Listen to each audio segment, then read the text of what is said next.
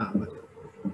Hello guys, आप सबका स्वागत है मेरे चैनल में। आज हम बात करने वाले हैं स्टोरी टेलिंग के ऊपर। सारी चीजें डिटेल में डिस्कस करेंगे और आज के हमारे स्पेशल गेस्ट हैं सार्थक गुप्ता सर, उफ स्टोरी कलाकार। तो चलिए आज का वीडियो शुरू करते हैं। तो सार्थक सर, पहले तो मैं आपको थैंक यू करना चाहूंगा, आपने अपने बिजी शेड्यूल से टाइम निकाला। ये और लाइन तो बोलनी पड़ती है। और उसके बाद सर आप अपना थोड़ा सा इंट्रो दे दीजिए ताकि हमारे व्यूअर्स को अ, हो जाए। मैं समझ सकता स्टोरी कलाकार। मैं स्टोरी कलाकार को डिफाइन करूंगा। सार्थक गुप्ता तो शायद सब जानते हो या नहीं जानते हो, बट स्टोरी कलाकार क्यों हूँ या क्या उसका मीनिंग है। स्टोरी कलाकार एक बहुत छोटे आइडिया से स्टार्ट हुआ था। उसका सिंपल आइडिया था कि हम ना जब भी बात करते हैं तो कहानियों में ही बात करते हैं, और कहानियां सबसे बढ़िया तरीका होता है।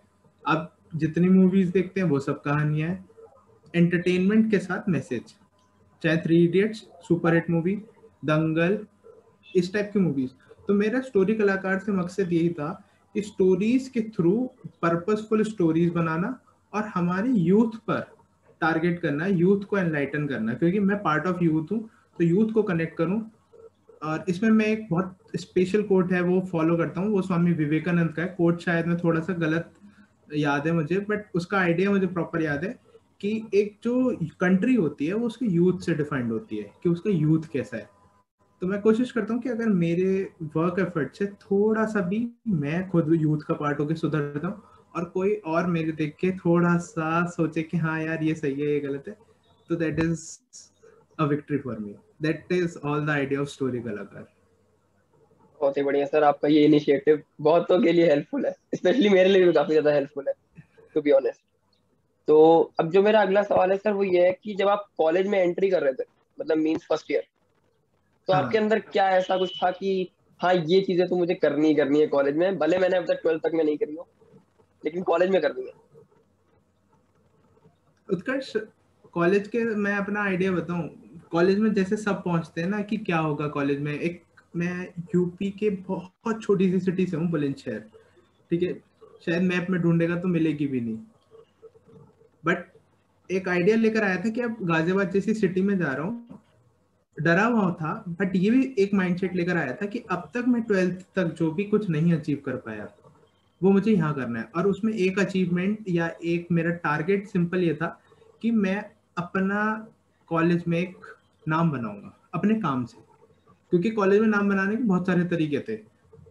सिगरेट, नशे, लड़ाई, ठीक है। और यूथ में जो सबसे ज्यादा पॉपुलर है वो होता है तुम पॉपुलैरिटी गेन करो बीइंग अराउंड द गर्ल्स, बिल्कुल सही। है ना।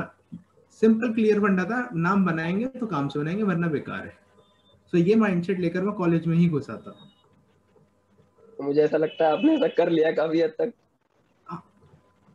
ये तो तुम ही कहोगे तो अच्छा लगेगा, मैं कहूंगा तो नहीं नहीं तारीफ नहीं, मुझे लगेगी। मुझे लगता है कि आपने आपने कर लिया है इतना काम। नहीं, यही माइंडसेट था कि काम करेंगे और तब अच्छे से नाम करेंगे। ओके। तो जो स्टोरी टेलिंग का जो आपका करियर ऑप्शन था, ये आपने मतलब क्यों परस्यू करा? बेसिकली स्टोरी टेलिंग क्यों? स्टोरी टेलिंग परस्यू करना, स्टोरी टेलिंग मैंने देख परस्यू। पहले तो मैं स्टोरी टेलिंग से अलग हटता हूँ। मैं स्टोरी टेलर हूँ ही नहीं। जो लोग मुझे स्टोरी टेलर कहते हैं मैं उस बात को डिस्कार्ड कर देता हूँ कि मैं स्टोरी टेलर नहीं हूँ। स्टोरी टेलर मार्केट में 100 है। मैं स्टोरी कलाकार क्यों अपना टाइटल यूज करता हूँ या क्यों मुझे टाइटल ये मिला, उसके पीछे का आइडिया सिंपल और बहुत क्लियर था। मेरे बचपन में मुझे नहीं पता था, बचपन से ही मेरे घर वाले मुझे मेरी हरकतों को देख के, मेरे बाबा तक मुझे नौटंकी ही कहते थे कि अबे यार, मेरे पापा को बोल के कि इसे दिखाला, ये बहुत ड्रामे करता है, ये नौटंकी है ना, इस टाइप की बातें बोलते थे। तो शायद वो गॉड गिफ्टेड था या मेरे अंदर इनहेरिट हुआ। तो मैं स्टोरी टेलिंग नहीं करता, मैं जब भी करता हूँ तो स्टोरी परफॉर्म करता हूँ कि विजुअल सामने हो। और वही मेरा आइडिया था स्टोरी टेलिंग जो तूने पूछा as a profession. So profession it derived when I took the training by Akash V Sharma, Life Simplifier, under the he is running his own company, Motivate Me. So I thought of grooming my personality. I was not happy with my personality. What was doing in the hostel, वही पड़े रहना, ठीक है, 4:30 बजे के बाद कुछ नहीं करना। That was my routine. तो मैंने सोचा नहीं, अब कुछ तो करना है। जो टारगेट था वो मैं भूल चुका था, अब कुछ करेंगे। तो मैंने ट्रेनिंग लेनी स्टार्ट करी। अब मैं तुझसे भी कहूंगा, तू भी कॉलेज में है, तो एक सिंपल आइडिया बता कि कितने बच्चे ऐसे हैं कॉलेज में। मैं तुझे दो ऑप्शन देता हूँ।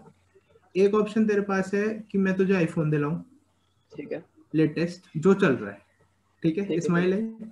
दूसरा ऑप्शन तेरे पास ये है कि जो तेरी पर्सनैलिटी है उसे ग्रूम करने के लिए पैसे दूं तुझे। क्या ठीक। चूज करेगा? अगर मेरा विजन के ऊपर डिपेंड करता है, अगर मेरा विजन लॉन्ग टर्म के लिए है तो मैं ग्रूमिंग पे चूज करूंगा, और अगर मैं टेम्पररी उसके लिए खुशी खुशी के लिए ढूंढ रहा हूँ तो मैं आईफोन चूज करूंगा। तो आईफोन अगर तूने लिया तो क्या होगा उससे? मे बी 1 साल 1.5 साल जब तक वो लेटेस्ट रहेगा तब तक के लिए, हाँ उसके पास आईफोन है, बस खत्म। हाँ, कॉलेज में तेरी हाइक रहेगी। हाँ थोड़े दिन, जितने देर वो थोड़े लेटेस्ट दिन है। हाइक रहेगी, दो चार लोग देखेंगे कि अरे उत्कर्ष श्रीवास्तव इकलौता लड़का है कॉलेज का जिसके पास आईफोन 12 है ना। कुछ हो सकता है आसपास लोग अट्रैक्टिव हो जाए, अट्रैक्ट करें, बट लॉन्ग टर्म में तेरे पास कुछ नहीं बचेगा। कुछ नहीं कितने है। दिन आईफोन चलाएगा? कुछ नहीं।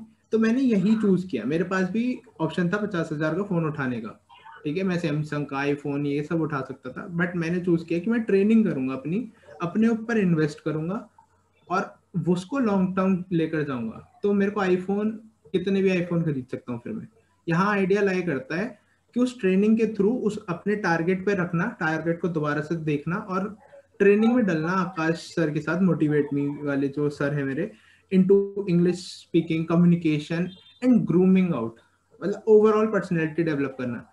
वहां जाकर तब उन्होंने टाइटल दिया था मेरी पर्सनैलिटी को जज करके, मुझे देखकर, क्योंकि हर एक की ब्रांडिंग अलग अलग। मैं अगर तेरे को जज करूंगा या तेरे को समझूंगा, एक गुरु जब शिष्य को समझता है तो समझ जाता है कि ये क्या है। जैसे एक पापा अपने बेटे को समझते हैं कि ये क्या है, ऐसे एक गुरु अपने शिष्य को समझता है कि ये क्या है। तो उन्होंने बहुत समझने के बाद मुझे बोला कि तुम स्टोरी कलाकार हो। ये मैंने खुद का ढूंढा हुआ नाम नहीं है, मैं ओके। क्रेडिट भी नहीं ले सकता, बट ये नाम है सिर्फ मेरा ही। शायद स्टोरी कलाकार दुनिया में और कोई नहीं है, क्योंकि वो मैं हूँ, वो मैं हूँ जो मैं हर दिन जीता हूँ। फिर आती है तेरी बात स्टोरी कलाकार को एज अ प्रोफेशन चूज करने की, है ना, जो लोग बहुत ज्यादा मिसअंडरस्टूड करते हैं कि पैशन को प्रोफेशन कैसे बनाए, हाँ बहुत ही बड़ा है डाउट है ना। ये तो। बहुत बड़ा और इतना वेग डाउट है कि पैशन को प्रोफेशन बनाना। जो लोग कहते हैं पैशन का रास्ता मुश्किल है, हाँ है, मुश्किल है। अगर नहीं होता तो हर गली का लड़का कर रहा होता। पैशन पॉइंट है। प्रोफेशन में अगर मुश्किल नहीं होता तो यहाँ से लेकर वहां तक जितने लोग हैं सब यही कर रहे होते। और यहाँ पे दो आइडिया मैच करते हैं। एक तो होता है पैशन, ठीक है, एक जैसे हम कहते हैं ना, कोई चीज देखी, मैंने कोई वॉच देखी, यार अच्छी लग रही है तो मुझे पसंद है। एक चीज मैंने देखी और उसे देखकर लगा कि यार मैं इस चीज के साथ ना जिंदगी भर रह सकता हूँ। ऐसा शौक, ऐसी चीज जिसके साथ मैं जिंदगी भर रह सकता हूँ। तो ये था पसंद, जिसे हम इंटरेस्ट और हॉबीज कह देते हैं। उसी में से एक चीज होती है पैशन, जिसके साथ तुम पूरी जिंदगी उम्र बिताने को रेडी हो सकता है तेरे 5-6 इंटरेस्ट हो सकता है। बिल्कुल। जैसे सबकी, मुझे हर खाना किसी के भी होते हैं। पसंद है, हाँ हर किसी मुझे के। खेलना भी पसंद है, खाना भी पसंद है, बात करना भी पसंद है। बट मुझसे कभी भी कोई बोलेगा ना कि you have to perform on stage, आधी रात को तैयार हूँ। समझ वो है सकता हूँ मैं। पैशन। बहुत महीन हाँ सा डाउट होता है इंटरेस्ट और पैशन में, वो आपने बड़ी आराम से क्लियर कर दिया है। हाँ, तो वो है पैशन जो कभी भी। हाँ कभी भी, मतलब आधी रात को भी चला, बहुत ही बढ़िया हाँ एग्जांपल के कभी भी। साथ आपने कहा। ठीक है ठीक है, अब हम अगले सवाल की तरफ बढ़ते हैं। जब आप ये स्टोरी टेलिंग कर रहे थे, मतलब स्टोरी कलाकार को परस्यू कर रहे थे और इसमें ग्रूम कर रहे थे, जब आपने आपको, आप सेकेंड थर्ड ईयर कॉलेज में रहे होंगे, तो बिल्कुल चैलेंजेस तो हर किसी की लाइफ में आते हैं, प्रॉब्लम्स तो आई होंगी, या ये आ गई, बिल्कुल। तो उन चैलेंजेस के बारे में अगर आप बता पाए तो। चैलेंजेस, मैं सबसे बड़ा चैलेंज से ज्यादा ना यहाँ पे तो जो कहूंगा, चैलेंजेस नाम दे सकते हैं हम, बट वो होते हैं, मतलब वो डायलॉग सुना तूने, कुछ पाने के लिए कुछ खोना पड़ता हाँ है ना। तो वही वही डायलॉग सबकी लाइफ में फिट होता है। जब थोड़ा थोड़ा जैसे स्टार्ट करता हूँ, थोड़ा आज कुछ शुरू कर रहा हूँ, तो मैं एक पॉइंट ऑफ टाइम के बाद, 10 दिन के बाद, 20 दिन के बाद, 1 महीने के बाद उसमें थोड़ा सा ग्रो कर जाऊंगा। अब मैं ग्रो कर जाऊंगा तो मैं सिंपली ले जाता हूँ तुझे 3rd ईयर कॉलेज में। 26 जनवरी पब्लिक इवेंट होता है एक, सब आते ठीक हैं, है। तुम्हारा ऑडिटोरियम फुल होता है, ठीक है। अराउंड 200 लोगों की गैदरिंग होती है। 200 लोगों के सामने बोलना एक बहुत बड़ा चैलेंज होता है, 200 लोगों के सामने। और उसमें भी मेरे को एक चैलेंज ही मिला कि हमारे जो चीफ गेस्ट थे वो लेट हो गए। अब मेरे पास एक रिस्पॉन्सिबिलिटी आ गई कि जब तक वो और गेस्ट आते हैं तुम्हें स्टेज को संभालना है। हमारे पास कोई भी फिलर परफॉर्मेंस भी नहीं थी। मेरी पहली stage performance individual stage performance थी, एंड मैं तारीफ नहीं कर रहा बट आई नेल्ड इट। ठीक है, लोगों ने खूब तारीफ करी। अब जैसी वो खत्म हुआ ना, अगले दिन से मुझे लग गया भाई अपन तो है राजा, अपने को तो यहाँ कोई हरा ही नहीं सकता, हमारा कोई कंपटीशन नहीं। ईगो घमंड आता गया।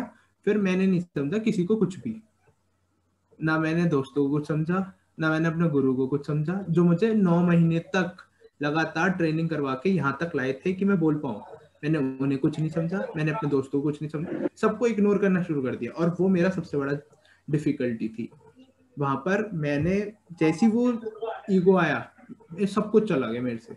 मैं स्टेज पे परफॉर्म नहीं कर पाया, मैं किसी के सामने बोल नहीं पा रहा था, मेरा कॉन्फिडेंस लेवल गिरता जा रहा था।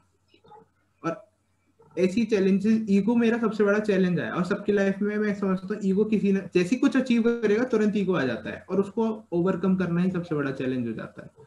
तभी तो सब लोग शायद बोलते हैं ईगो लेट इट गो, तो वो आ जाता है। मेरे मेरे लिए ईगो बहुत बड़ा चैलेंज रहा। और एक बहुत बड़ा चैलेंज मेरी फिटनेस भी रही हमेशा।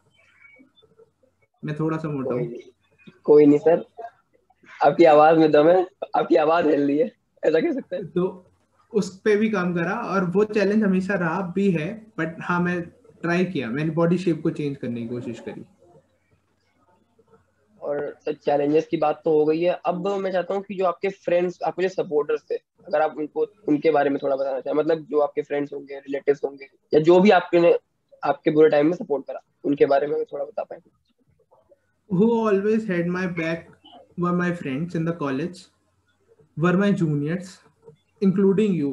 मैं यहाँ पे कोई तेरी तारीफ नहीं कर रहा हूँ, मैं सबको बता रहा हूँ कि अगर मैं सोचूंगा कि यार मैं जब बिल्कुल कुछ भी नहीं था, किसने मुझे सपोर्ट किया। कॉलेज में आपको बहुत सपोर्ट मिलता है, आपके फ्रेंड्स, आपके बैचमेट्स और आपकी जूनियर्स, क्योंकि जूनियर्स के सामने आप रिस्पॉन्सिबिलिटी ज्यादा आ जाती है। तुम सीनियर होते हो, तुम्हें सर बोलने लगते हैं वो लोग, तो तुम्हें लगता है कि यार अब करा है तो कुछ ढंग से ही करेंगे। तो इन लोगों ने स्टार्टिंग फेज में बहुत पुश करा कि नहीं नहीं यार बढ़िया कर रहा है तो। जो लोग, अच्छा दोस्त भी दो टाइप के होते हैं, एक होता है कि यार मत कर, चला चाय पीने चलते हैं। मेरे दोस्तों ने ऐसे सपोर्ट किया कि यार तू पढ़ रहा है, चल इसके लिए रूम सेपरेट कर देते हैं, 2 सीटर रूम में रहकर मेरा रूममेट मुझे छोड़कर चला जाता था कि तू पढ़ रहा है, अपनी ट्रेनिंग अच्छे से कर। तो मेरे दोस्त, और सबसे ज्यादा सपोर्ट मुझे मिला मेरे पेरेंट्स का। पैशन फॉलो करने में अगर पेरेंट्स तुम्हारे साथ हैं तो you have the whole world. किसी के दम नहीं है कोई तुम्हें कुछ इतना सा भी कह सके। ओके, तो सर अब जो अगला है कि जो आप कॉलेज में एंटर कर रहे थे, एक प्री कॉलेज पर्सनैलिटी थी आपकी, और जब आपने कॉलेज खत्म कर लिया, 4 साल की बीटेक खत्म, तो पोस्ट कॉलेज और प्री कॉलेज, ये जो सार्थक गुप्ता था, उसमें अगर आपको कंपैरिजन करना हो तो वो थोड़ा करके बता दीजिए। प्री कॉलेज और पोस्ट कॉलेज सार्थक गुप्ता, हाँ यहाँ सार्थक गुप्ता ही यूज करूंगा और मैं सार्थक गुप्ता ही बताऊंगा तुझे। प्री कॉलेज सार्थक गुप्ता सिर्फ इतना सोच के आया था कि यार इंजीनियरिंग करेगा, 3.5 लाख एक बेसिक पैकेज होता है वो लेकर जाएगा, अपनी जिंदगी आराम से काटेगा, बट थोड़ा सा नाम बना लेगा कि 2-4 लोग तो उसे जानते हो कॉलेज में, है ना। इतना उसका टारगेट था बस। बट जो 4 साल की जर्नी हुई उसके बाद सार्थक गुप्ता का टारगेट ये था कि अब सिर्फ कॉलेज में नहीं, हर जगह अपना नाम बनाना है, काम करना है, अचीव करना है कि जो पैशन है उसे तो फॉलो करेंगे ही करेंगे। अर्निंग, पैशन, इन दोनों को कंफ्यूज नहीं करना है। जो लोग कहते हैं ना हम पैशन फॉलो नहीं कर सकते, तुम समझो यार मोनेटाइजेशन की जरूरत होती है, पैसे की सबको जरूरत है। ठीक राइट। है, तो मैंने ये सोच लिया था कि मेरे पास एक फिक्स्ड जॉब होगी, उस जॉब में से जितना भी टाइम मिलेगा मैं अपने पैशन को दूंगा। तुझे भी आगे पैशन फॉलो करना है तो तुझे जॉब लेनी पड़ेगी, क्योंकि उस पैशन को पैसा भी चाहिए। ठीक है, कैसा चाहिए, तुझे स्टूडियो लगाना है, कहाँ से लगाएगा, पैसे से, है सही ना। बात है। अमाउंट तो चाहिए ही चाहिए। अमाउंट चाहिए तुझे, यूट्यूब चैनल रन करना है, कॉपीराइट लेना है, सब कुछ करना है, तुझे स्पीकर चाहिए, माइक चाहिए, कैमरा चाहिए, सबके लिए पैसा चाहिए। तो ये पैसा मुझे ये जॉब देगी जो मैंने अपनी डिग्री से ली है, और ये पैशन मैं फॉलो करूंगा जिसका इन्वेस्टमेंट यहाँ से आएगा। फिर ये पैशन कब प्रोफेशन बन जाएगा वो तुम्हें भी नहीं पता चलेगा। यही मेरा टारगेट बन गया था कि जो, क्योंकि सिंपल बात समझ, अगर ये काम सब कर सकते, मैं सबको यही बोल रहा हूँ, अगर ये काम सब कर सकते तो सब कर लेते। ये सबके बस की है भी नहीं, और मैं भी कोशिश कर रहा हूँ। हो सकता है मेरे से छूट जाए, बट हाँ मैं कोशिश करूंगा। रिस्पॉन्सिबिलिटी ज्यादा है, आज तो तूने इंटरव्यू भी ले लिया है तब तो और बढ़ गई है। तो I try to put my 200%, 300%। That is pre Sarthak and post Sarthak. Post Sarthak never settles. Okay sir, अब मैं ये कहूंगा कि जैसे हम जब टाइम में आगे चले जाते हैं कि आज से 5 साल बाद अगर मैं खुद को ही देख रहा हूँ, मैं सोचूंगा कि काश ये काम कर लिया होता उस टाइम पे। तो ऐसे कुछ हाँ, रिग्रेट्स आपके साथ भी रहे होंगे, हर किसी के साथ होते हैं, तो अगर वो ऐसा कोई रिग्रेट आपके साथ रहा हो। बहुत बहुत बहुत मेजर, मतलब उत्कर्ष, रिग्रेट तो सबसे बड़ा इतना बड़ा पॉइंट है ना, ऐसे मतलब रो भी सकता हूँ मैं इंटरव्यू में। अभी रोक लिया मैंने आंसू, अगर ये इंटरव्यू रिकॉर्ड नहीं हो रहा होता ना तो मैं रो देता। मेरा हमेशा का एक रिग्रेट रहा, मैंने लाइफ में परफेक्शन ढूंढा, और वो मैंने तुझसे सीखा है, और बहुत सारे ऐसे लोग हैं जिनका मैं नाम भी ले सकता हूँ, उनसे सीखा है कि लाइफ में परफेक्शन मत ढूंढो। परफेक्शन कैसे बोल रहा हूँ, मैंने पहली स्पीच दी, इट वाज ऑसम। मैंने सेकंड स्पीच दी कॉलेज में, it was awesome. Third speech थी, I got standing ovation. Fourth थी, आई गॉट स्टैंडिंग ओवेशन। मेरे दिमाग में परफेक्शन की इमेज बन गई कि यार अब फर्स्ट वीडियो बनाई, अच्छी हिट हुई, सेकंड बनाई, अच्छी हिट हुई, थर्ड बनाई, अच्छी हिट हुई। अब मेरे को ये प्रेशर आ गया कि यार अब तो परफेक्शन लेवल पे काम करना है, और परफेक्शन कभी नहीं होता, जस्ट ट्रायल्स और एरर्स होते हैं, उसमें से कोई एक चीज परफेक्शन के लेवल पे टच करती है। यहाँ मेरा सबसे बड़ा रिग्रेट है कि मैंने कांस्टेंट ट्रायल्स नहीं दिए अपने, और वो तू करता है, मैंने तुझसे सीखा भी है, तू लगातार बनाता है। मैंने तुझसे एक बार व्हाट्सएप पे पिंग करा था स्पेशली कि किसी लोगों की सुनना मत, just keep on keep on keep yes on. Sir. क्योंकि मैं रुक गया था, मैं डर गया था ये सोच के कि शायद अच्छा नहीं बनाया तो लोग हेट ना करने लग जाएं, लोग छोड़ कर ना चले जाएं। You start when you have something to lose, you have that fear in your mind. तो मेरे पास डर आ गया था, और एक ही फोकस है, मैंने यही रिग्रेट करा, यही रिग्रेट है मेरा कि मैं स्टोरी कलाकार को शायद और ऊपर ले जा सकता था अगर मैं कांस्टेंट ट्रायल्स करते रहता लगातार 3 साल, जो कि मैं अब ट्राई कर रहा हूँ। तो अब मैं नहीं समझा है और उस पर काम कर रहा हूँ। सर, वो आपका व्हाट्सएप मैसेज की बात आई गई है, तो वो व्हाट्सएप मैसेज आज भी मेरे पास स्टार्ट है। मुझे आज भी याद है वो मैसेज हाँ कि भाई लगे, उसमें था भाई लगे रहियो, छोड़ना नहीं, तू हाँ बहुत अच्छा काम कर रहा है। हाँ वो हाँ, मैसेज आज भी लगे स्टार्ट रहे, है मेरे पास। छोड़ना नहीं। ठीक है भाई, यही तो वर्ड्स है जो मैं समझता हूँ रिस्पॉन्सिबिलिटी है। कि तो सर, अब हम स्टोरी कला के बारे में बात कर चुके हैं। अब कुछ अगर फ्यूचर प्लानिंग के बारे में बताइए, मतलब स्टोरी कलाकार को आप आगे 3 4 5 10 सालों में कहाँ पे देखना चाहते हैं? जो स्टोरी कलाकार स्टोरी, एक जो है ना नाम कि हाँ ब्रांड बन जाए, ऐसा कुछ आपके मन में है या कुछ ऐसा? स्टोरी कलाकार सिर्फ एक यूट्यूब चैनल नहीं है, मैं लोगों के दिमाग से इमेज हटा देना चाहता हूँ। स्टोरी कलाकार एक पर्सन है जो मिशन पे है, जिसकी स्टोरीज में इतना दम होना चाहिए। जैसे मैंने अभी कमबैक बनाया था, वो कमबैक जो है हॉस्टल के उन बच्चों के लिए है जो आकर सबसे पहले गलत चीजों पे अट्रैक्ट होते हैं, गलत friend circle, being in smoking, being in alcohol. सबको लगता है कि चाय की टपरी पे अगर मैंने सिगरेट पी ली तो सारे सीनियर से मेरी जान पहचान हो जाएगी, उस धुएं में वो अपनी पॉपुलैरिटी ढूंढते हैं। कमबैक बनाई थी ओवर थिंकिंग। ओवर थिंकिंग बहुत बड़ा इशू है सबका, रातों रात जगते रहते हैं लोग, सोचते रहते हैं। ओवर थिंकिंग को एलिमिनेट कैसे करना है, उसको हटाना कैसे है, वो फर्स्ट मेरी कॉस्ट ऑफ लव जो वीडियो थी, कॉस्ट ऑफ लव में मैंने कॉलेज लाइफ का सबसे ब्यूटीफुल किस्सा लिया था, रोमांस, जो आके सबसे ज्यादा अट्रैक्ट करता है। बट उस रिलेशनशिप में रहने के बाद भी तुम अपने काम से ना भटको, वो इम्पोर्टेंट था।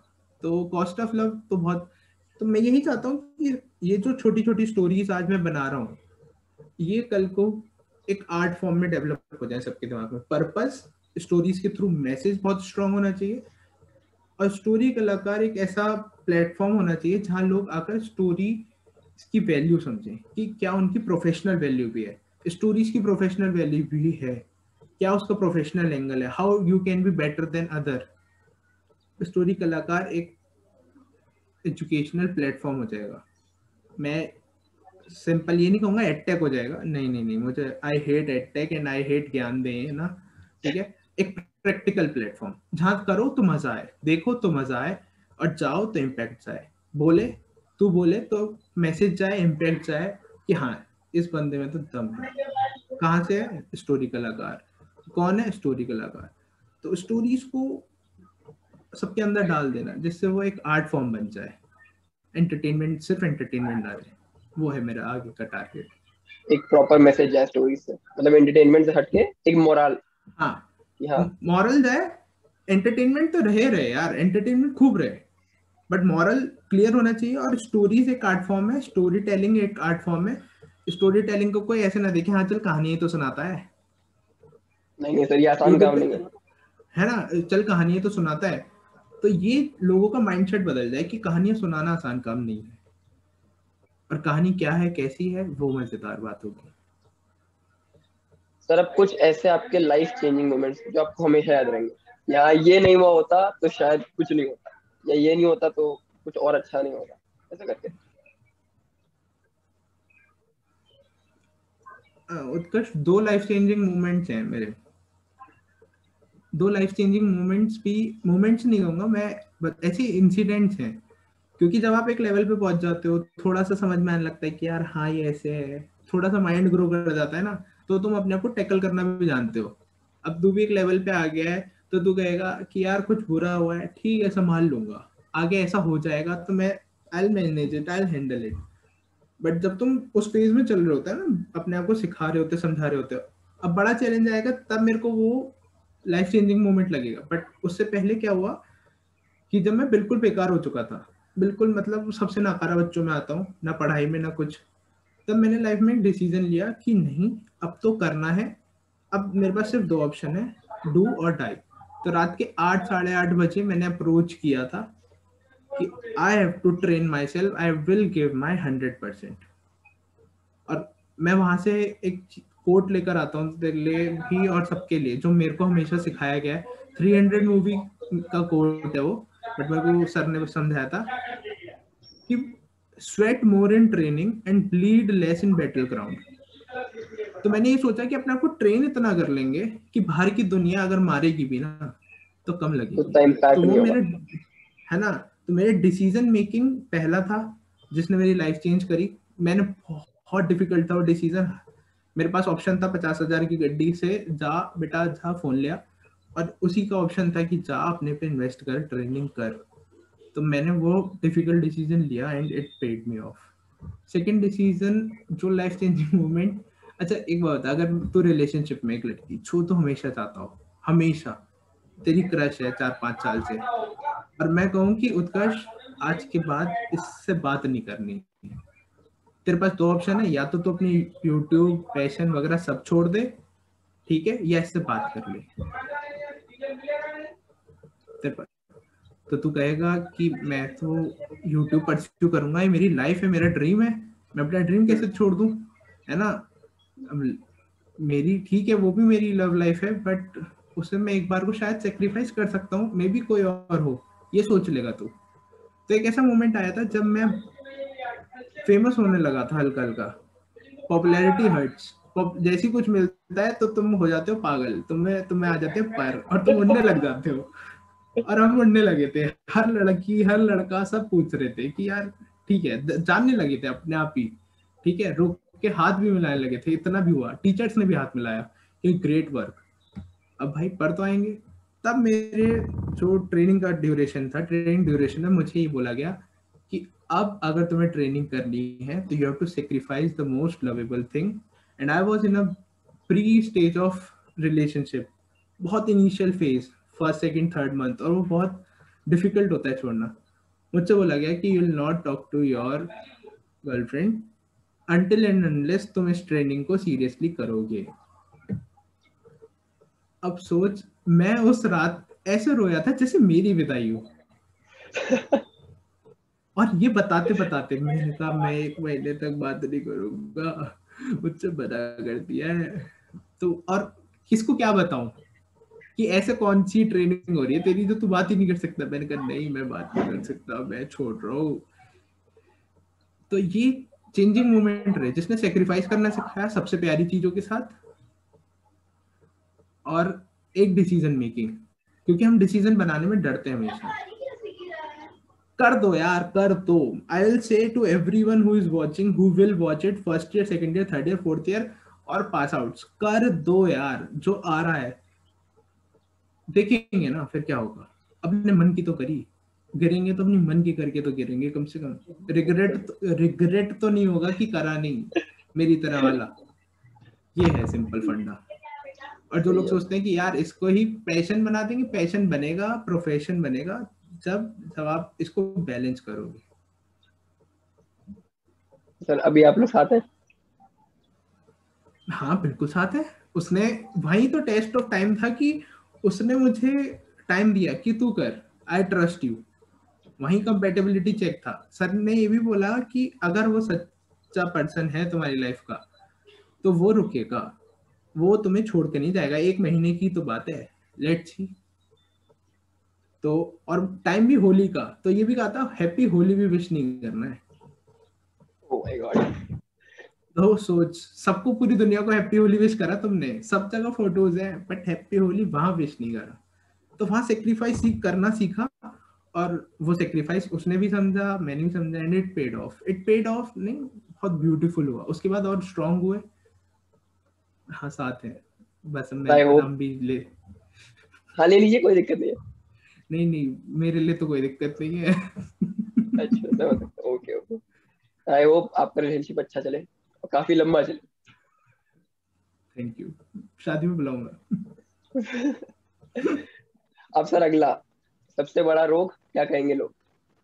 ये तो आपका फेवरेट होगा मुझे लगता है। कई बार लोगों ने कहा होगा छोड़ दो, हाँ, छोड़ दो, तुम्हारा बैड फेज चल रहा है, कुछ नहीं होगा, नहीं कर पाओगे। ये तो। कुछ तो लोग कहेंगे। संजू पिक्चर में जो लास्ट लाइन थी ना, कुछ तो लोग कहेंगे, लोगों को तो काम है कहना, उसकी एक्सटेंडेड लाइन मैंने अपनी उसमें बना रखी है। कुछ तो लोग कहेंगे, लोगों का काम है कहना, छोड़ो बेकार की बातें, कहीं भी इतना चाहे रहना, है ना, ऐसी ये लाइन है। तुम, उत्कर्ष मैंने इंजीनियरिंग करी, कंप्यूटर साइंस से करी, ठीक है, और मुझे कोडिंग नहीं आती। क्या मेरे लिए सबसे बड़ा धब्बा नहीं है है। कि मुझे अगर तो अभी पूछ ले 2-4 फॉर लूप तो मुझे नहीं आते, कि इसका पैटर्न का आउटपुट क्या आएगा मुझे नहीं आता। और ये सोसाइटी ना तुम्हें खींचने के लिए बैठी है कि तू गलत तो कर, मैं तुझे खींचने के लिए तो बैठा, ठीक है, क्योंकि ये नहीं कर पाए इसलिए ये चाहते हैं कि मैं सबको खींचूं, खींचूं, आओ आओ नीचे आ जाओ। तो लोगों ने मुझसे क्या क्या बोला।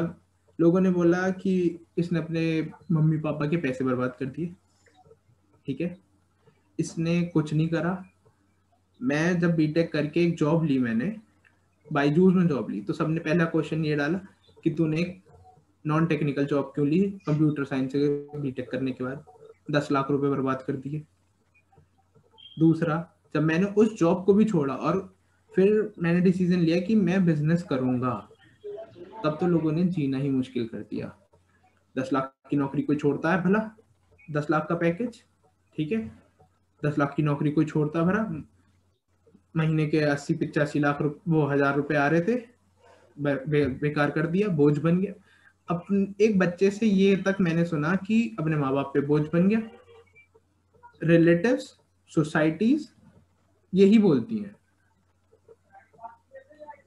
और अगर कोई मुझे आकर अप फ्रंट होकर ये बोल देगा कि यार मैं अपने मम्मी पापा पे बोझ हूँ, आई क्राइड इन टीयर्स कि यार क्या मैं सच में इतना बुरा हूँ? तुम्हें वो रिग्रेट आने लगता है, गिल्ट फील होने लगता है कि तुमने 10-12 लाख खराब कर दिए, 4 साल खराब कर दिए, जिंदगी बर्बाद कर दी। बट मैं यही कहना आया हूँ कि ऐसा कुछ भी नहीं। 4 साल में मैंने जिंदगी जीनी सीखी है, how to handle, how to manage life. I learn in these 4 years। Life is more than these 4 years। इस डिग्री से बहुत ऊपर थी मेरी लाइफ, तेरी भी, सबकी है। तो लोग कहेंगे ये जो है ना, क्या कहेंगे लोग, सबसे बड़ा रोग। तो ये वो लोग हैं और ये वो रोग है जो खुद भी करना चाहते थे पर कर नहीं पाए। तो अपने से ऊपर वालों को देखो जो कर रहे हैं। मैं यहाँ पे आकाश वर्मा को भी कोट करूंगा। आकाश वर्मा ने मुझसे कभी नहीं कहा कि तू गलत कर रहा है, बट मेरे ऐसे दोस्तों ने मुझसे जरूर कहा कि तू गलत कर रहा है, जो खुद भी करना चाहते थे पैशन फॉलो, या खुद भी और बड़ा करना चाहते थे पर वो कर नहीं पाए। वो कहीं ना कहीं किसी न किसी वजह से हार गए, किसी न किसी वजह से उन्होंने विड्रॉ किया। तो अपने से ऊपर वाले को देखो, वो बढ़िया कर रहा होगा। जो आपसे बेहतर कर रहा है वो कभी आपको ट्रॉल नहीं करेगा, वो आपको खींचेगा नहीं। तो कहने दो, लोगों का काम है कहना। मैं तो यही कहूंगा, कहने दो। और जो अच्छा कह रहा है तुम्हें पता चल जाएगा, जो तुम्हारा भला कह रहा है तुम्हें खुद भी पता चल जाएगा कि हाँ यार इस बंदे ने बात सही कही है। तुम्हारे मम्मी पापा गलत नहीं कहेंगे। यहाँ पे हमेशा कोटा फैक्ट्री याद रखना, कोटा फैक्ट्री का डायलॉग कि उनके डिसीजन गलत हो सकते हैं, उनके इरादे नहीं। तो तुम्हें अच्छा देखना चाहते हैं, prove them in the longer run, prove them कि you did the right thing. ठीक है, लोगों को बोलने दो, बाकी किसी का कोई फर्क नहीं पड़ता। तो मम्मी पापा साथ हैं तो dash the world. Okay okay sir, एक मेरा पर्सनल क्वेश्चन था ये कि जो एक होता है कि एक फ्रेंड होता है जो आपको सपोर्ट करता है, एक्चुअली सपोर्ट करता है, हाँ। और एक ऐसा फ्रेंड जो आपको हमेशा अच्छा अच्छा बोलता है कि हाँ सही कर रहा सही कर रहा सही कर रहा, बट वो एक्चुअल फ्रेंड नहीं होता है। तो उनको डिफरेंशिएट करने का कोई तरीका कुछ आपके पास ऐसा हो? धोखा देंगे, पता चल जाएगा। एक पॉइंट पे आकर धोखा देंगे ही देंगे, वो जो दिखा रहे हैं। डिफरेंशिएट करने का तरीका, अच्छा तूने जिन दो दोस्तों की बात करी है उन दो दोस्तों में ना एक खासियत होगी। पहला वाला दोस्त तेरा क्या कहता है तुझे जब तू अच्छा काम करता है तो? ज्यादा जो खुश नहीं सच्चा होता। दोस्त है। ओके ओके ठीक है, हो गया। और दूसरा दोस्त क्या कहता है तेरे से? तारीफों के पुल बांध देता है। तो वही है डिफरेंशिएशन। मेरे जितने अच्छे दोस्त है ना, किसी ने वीडियो पे आज तक एक ढंग का कमेंट नहीं करा है। नाइस, एक हार्ट बना के चले जाते हैं क्योंकि मैंने उनसे मिन्नत मांगी होती है, भाई प्लीज रिक्वेस्ट है कमेंट कर दो, ठीक है। या फिर वो ये लिख देते हैं ठीक कर रहा है और बढ़िया कर सकता है। तेरा असली सच्चा दोस्त हमेशा तुझे फीडबैक देकर जाएगा, अच्छा फीडबैक। तो जो ऐसी होगी ना कैजुअल फ्रेंड्स, और दिखाते हैं कि हम तुझसे सगा तो कोई है ही नहीं, वो हमेशा तेरे लंबी लंबी बातें करेगा। उत्कर्ष भाई क्या कर दिया तुमने, ऐसा तो कोई कॉलेज में कर ही नहीं रहा, तुमसे बढ़िया तो कोई काम ही नहीं कर रहा, 5 चैनल चला रहे हो, इतने शौक हैं, ये हैं, 5 इंस्टाग्राम अकाउंट है, ऐसे भी तो कह सकते हैं। पर कोई एक जना आकर कहेगा कि इन्हें मर्ज कर, अपनी आइडेंटिटी क्रिएट कर, जैसे तूने यूट्यूब पे कर रखा है ना, प्लेलिस्ट में कन्वर्ट कर रखा है। वो कहेगा कि इस पॉइंट पे काम कर, यहाँ तेरी ना कंटेंट सही जा रहा है बट तेरी वॉइस मॉड्यूलेशन पे काम कर। मुझे लोगों ने अपफ्रंट बोला है कि तेरी आवाज लड़कियों जैसी भी लगती है माइक पे, अपनी वॉइस मॉड्यूलेशन पे कम कर, आवाज बैठा के।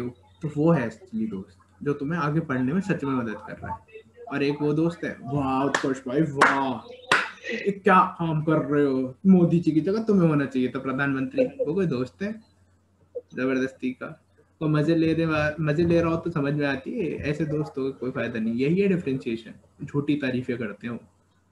और इससे क्या होगा, इससे हमेशा तेरा दिमाग, मेरा दिमाग भी पॉइजन हुआ, यार मैं बहुत बढ़िया काम कर रहा हूँ, मेरा दिमाग पॉइजन हो गया। और जहाँ उनकी गालियां खाई मैंने सच्ची वाले दोस्तों की, तब मैं अपना काम पे लग गया कि नहीं, इन्हें तो बताना है। ये है डिफरेंशिएशन। और ऐसे ही मिलेंगे सारे बीटेक में, उसमें से छांट के अपने 5-10 रख लेना अच्छे वाले, सब यही मिलेंगे तारीफ के पुल बांधने वाले। तो उसमें से ढूंढ लाना अपने 5-10। ओके सर, जैसे कि अभी कोविड आ गया, अब कोविड की वजह से अभी तो फिलहाल लॉकडाउन खुल गया है, लास्ट ईयर लॉकडाउन कंप्लीट था एकदम पूरा, कंप्लीट हो तो 2-3 मंथ तो कंप्लीट लॉकडाउन था, एकदम सब कुछ बंद था। हाँ। उस टाइम पे कंटेंट बनाने का जो आपका था कि यार इसमें कंटेंट का आइडिया कैसे आ रहा था? कि जितना मैं आपको जानता हूँ कि आप लोगों से रिलेट करते हो, उनकी बातों से रिलेट करते हो, और रियल फिर लाइफ से। स्टोरी उस तरह से वो करते हो। हाँ, लेकिन उस टाइम तो मिलना जुलना था नहीं, तो उस टाइम पे कैसे आपने कंटेंट क्रिएट करना सोचा, या कैसे उस पर आपने काम करा? उत्कर्ष आइडिया की बात थी। उस टाइम लॉकडाउन था ना, तो एनवायरनमेंट लॉकडाउन के हिसाब से चेंज हो गया होगा। जब एनवायरनमेंट लॉकडाउन के हिसाब से चेंज हो गया तो वही तुम्हारा कंटेंट है, वही आइडिया है। वहां पर लोग जो कर रहे हैं उसी में तुम्हें अपना पर्पस और अपनी स्टोरीज ढूंढनी है। जैसे एकेटीयू ने जब कोरोना सबसे ज्यादा पीक पे जा रहा था, हमारे एग्जाम्स कंडक्ट कराने की कोशिश करी, तो वहां पे एक छोटा सा ट्रायल था कि maybe we reach to the higher authority through stories, through the video. तो वो कंटेंट था। तो जो लोग, मतलब हो रहा था ना, केओसेस हो रहे थे। पिछले साल जब कंप्लीट लॉकडाउन था तो न्यूज में आ रहा था डोमेस्टिक आर्ग्यूमेंट्स बढ़ रहे हैं, तो वो मैसेज देना आइडिया था और उस पर स्टोरी बनाना मेरा कंटेंट था। तो it's about the perspective you see. Corona हो रहा है, ठीक है, जब हर जगह कोरोना हो रहा है तो कुछ लोगों ने खाने की वीडियो बनाई, तो हम ये वाली भी तो वीडियोस बनाएंगे ना कि अच्छा क्या कर सकते हैं। वो था पर्सपेक्टिव। जो आसपास में हो रहा है उसे देखना जरूरी है। ऐसे देखोगे जैसे एकदम घोड़ा भागता है ना, उसके यहाँ पे लगा देते हैं साइड में, तो वो इधर और इधर का नहीं देख पाता है। तुम चारों तरफ का देख सकते हो। वहां से कंटेंट आइडियाज लाओ। और कंटेंट आइडियाज का जो पर्पस है, मोटिवेशन है, कि तुम और किस तरीके से हेल्प कर सकते हो, क्या हेल्पफुल वीडियोस बना सकते हो, हेल्पफुल आइडिया हो सकता है। वो उसी तरीके से अपने प्रोसेस को, अपने आइडियाज को चैनलाइज। और सबसे बड़ी बात जो मैंने करी है, मैं हमेशा बोलूंगा, प्लीज प्लीज कोई एक काम मत करना, अपने आप को रेगुलर ट्रायल्स में रखना। तुम आमिर खान नहीं हो। मैं आमिर खान को मिस्टर परफेक्शनिस्ट कहते हैं। उसने भी ट्रायल्स मारे हैं, उसने भी फ्लॉप्स दिए हैं। ठग्स ऑफ हिंदुस्तान, उसकी भी फ्लॉप हुई थी, ठीक है, आमिर खान ही था उसमें। और उसी आमिर खान ने दंगल भी दी है, 3 इडियट्स भी दी है। तो ट्रायल्स मारते रहना, वही काम था। ऐसी कंटेंट क्रिएट होता है।